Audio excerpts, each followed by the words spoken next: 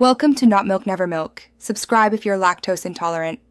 You begin by confirming prerequisites. Sign in with a Microsoft work or school account and ensure a valid payment method is available for verification. Once done, choose the Dynamics 365 trial flavor you need, sales, customer service, or the full suite to match your business scenario. Make sure to use an email you control, because Microsoft will send verification and admin setup links. This early choice shapes the trial environment and available modules, so pick the edition aligned with your core processes before proceeding. Now provision the trial. Select the plan, pick the region closest to your users, and name the environment. This affects data residency and latency.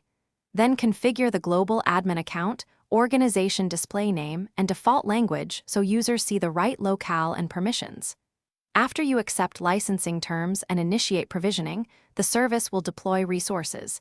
This can take 10 to 30 minutes. While waiting, prepare basic security roles and a simple data model so you can validate functionality immediately once the environment is ready. Finish by running the Dynamics 365 Setup Wizard. Create business units, teams, and assign security roles so users can access appropriate records. Once done, import sample data or a small CSV to exercise forms, views, and workflows. This proves the trial meets requirements. If something fails, first clear your browser cache, try a private window, or use another supported browser.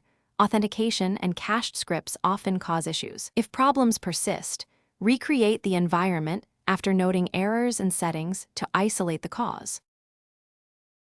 Thanks for watching. If this was helpful, leave a like and consider subscribing. See you next time.